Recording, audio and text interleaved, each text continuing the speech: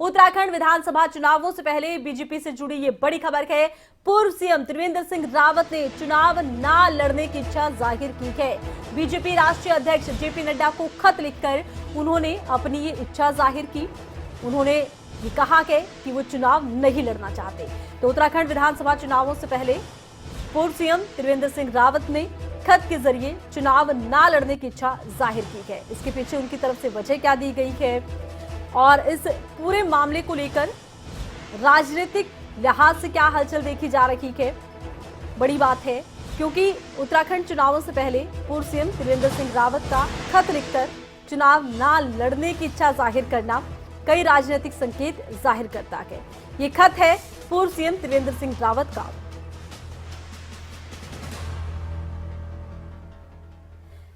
तो बीजेपी राष्ट्रीय अध्यक्ष जेपी नड्डा को खत लिखकर पूर्व सीएम त्रिवेंद्र सिंह रावत ने इच्छा ये जाहिर की है कि वो इस बार विधानसभा चुनाव नहीं लड़ना चाहते।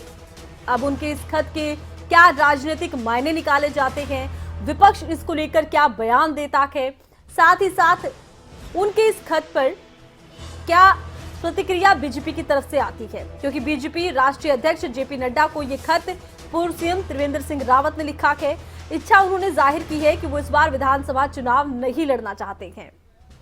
अब उनकी इस इच्छा के पीछे, उनके इस खत के पीछे क्या मायने निकाले जाते हैं, विपक्ष इसे किस तरह से लेता है और बड़ी बात यह भी है कि बीजेपी इसको लेकर क्या प्रतिक्रिया देती है। और बड़ा सवाल यह भी उठ रहा है कि आखिर त्रिवेंद्र सिंह रावत इस बार विधानसभा चुनाव क्यों नहीं लड़ना चाहते। तो विधानसभा चुनावों से पहले बीजेपी से जुड़ी ये बड़ी खबर है। पूर्व सीएम त्रिवेंद्र सिंह रावत ने इच्छा जाहिर की है कि वो इस बार विधानसभा चुनाव नहीं लड़ना चाहते। उन्होंने बीजेपी राष्ट्रीय अध्यक्ष जेपी नड्डा को ये खत लिखा है और पूर्व सीएम त्रिवेंद्र सिंह रावत ने इसमें इच्छा जाहिर की है कि वो विधानसभा चुनाव नहीं लड़ना चाहते हैं। इसी खबर पर ज्यादा जानकारी के लिए खबरें अभी तक के संवाददाता नासिर हुसैन लाइव हमारे साथ जुड़ चुके हैं। नासिर, पूर्व सीएम त्रिवेंद्र सिंह रावत के इस खत के क्या मायने फिलहाल निकाले जा रहे हैं?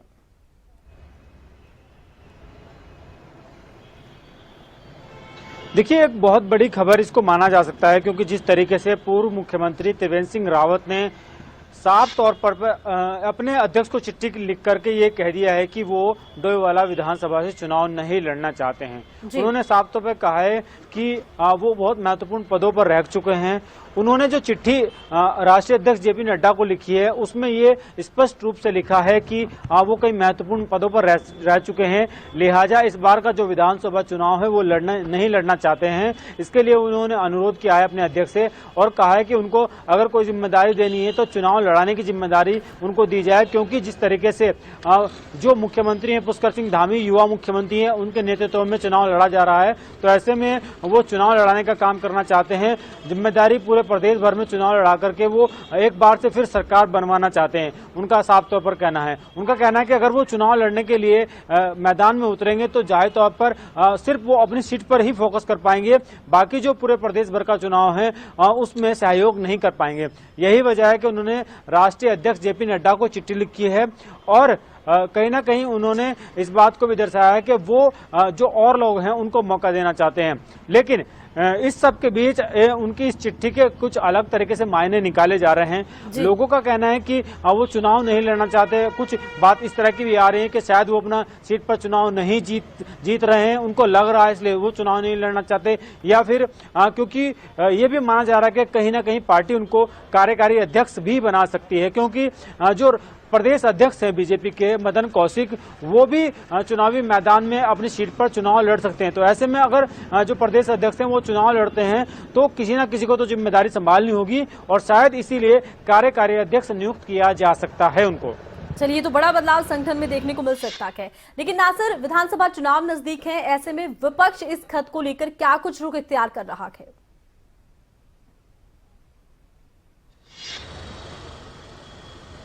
देखिए, बिल्कुल एक मुद्दा विपक्ष के हाथ जरूर लग जाएगा इसके बाद, जब पूर्व मुख्यमंत्री त्रिवेंद्र सिंह रावत ने चिट्ठी लिखी है और इस चिट्ठी को मुद्दा बनाने की कोशिश जरूर की जाएगी, क्योंकि जिस तरीके से लगातार उन पर आरोप लगते रहे हैं, बार बार ये कहा जाता रहा है कि वो 4.5 साल में कुछ काम नहीं कर पाए इसलिए उनको उनकी पार्टी ने बदला। अब जब वो खुद ही चिट्ठी लिख करके अपने राष्ट्रीय अध्यक्ष को ये कह रहे हैं कि वो चुनाव नहीं लड़ना चाहते हैं, तो जाहिर तौर पर विपक्ष के हाथ एक बड़ा मुद्दा जरूर लग गया है, क्योंकि बार बार उन पर आरोप लगते रहे, बार बार ये लोग कहते रहे कि वो अपनी सीट नहीं जीत सकते हैं अगर वो चुनाव लड़ते हैं। तो ऐसे में जब उन्होंने वॉकआउट करने की बात कर दी और कह दिया कि वो चुनाव नहीं लड़ेंगे, तो विपक्ष इस बात को मुद्दा जरूर बनाएगा। अब हालांकि अभी कांग्रेस का प्रत्याशी भी डोईवाला विधानसभा में घोषित नहीं हुआ है, किसको घोषित करते हैं ये तो देखने वाली बात होगी। बहरहाल एक मुद्दा जरूर विपक्ष के हाथ लग गया है।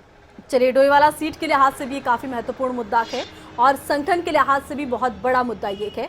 आप हमारे साथ बने रहिए नासिर, फिर एक खबर पर आपसे जुड़ेंगे। फिलहाल दर्शकों को एक और बड़ी खबर से रूबरू हम करवा रहे हैं, तो सूत्रों के हवाले से ये बड़ी खबर आपको बता दें। सूत्रों के हवाले से बड़ी खबर कांग्रेस से जुड़ी हुई है। कल कांग्रेस केंद्रीय चुनाव समिति की बैठक हो सकती है। सूत्रों के हवाले से एक खबर सामने आई है। माना जा रहा है शाम 5 बजे कल ये बैठक होनी है और केंद्रीय चुनाव समिति की बैठक होनी है। उत्तराखंड विधानसभा चुनावों को लेकर इसमें मंथन होगा।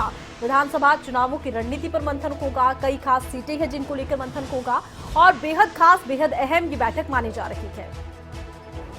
इसी खबर पर एक बार फिर से रुख करते हैं नासिर का। नासिर, कांग्रेस की बैठक को कितना अहम माना जा रहा है, क्योंकि रणनीति के लिहाज से भी बहुत महत्व है, क्योंकि देखिए आने वाले दिनों में क्या रणनीति कांग्रेस की रहेगी विधानसभा चुनावों को लेकर? क्या मंथन का विषय यही रहेगा या कुछ ऐसी खास सीटें हैं जिन पर कांग्रेस फोकस कर रही है?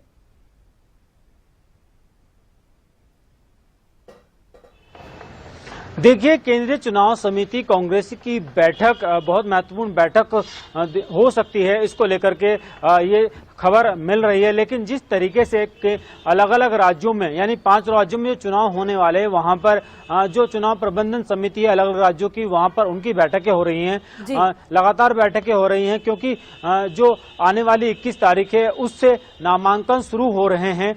उत्तराखंड में भी जो 21 तारीख से नामांकन पत्र भरे जाने हैं, लेकिन अभी तक सिर्फ अगर उत्तर प्रदेश को छोड़ दें तो और राज्यों में अभी तक जो प्रत्याशियों का ऐलान वो नहीं हो पाया। खासतौर पर अगर उत्तराखंड की बात करें तो उत्तराखंड में भी प्रत्याशियों का ऐलान नहीं हो पाया है।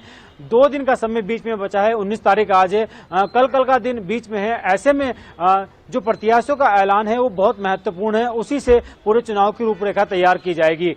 चूंकि चुनाव में किस तरीके से मैदान में कांग्रेस उतरेगी, इसलिए केंद्रीय चुनाव समिति की जो बैठक है वो बुलाई जा रही है और उसमें तमाम राज्यों के जो नेताओं हैं उनसे भी बातचीत करेंगे। साथ ही साथ अगर हम उत्तराखंड राज्य की बात करें तो उत्तराखंड राज्य में भी अभी प्रत्याशियों का नामों का ऐलान होना है। 50 नामों पर सहमति बन चुकी है, अब ये सूची जारी होना बाकी है। इसके अलावा 20 नाम और ऐसे हैं, क्योंकि 70 विधानसभा सीटें हैं तो 20 नाम इसके बाद रह जाते हैं। उम्मीद है कि पहले जो 50 नामों की सूची जारी की जाएगी उसके अगले दिन 20 नामों की सूची भी जारी की जा सकती है।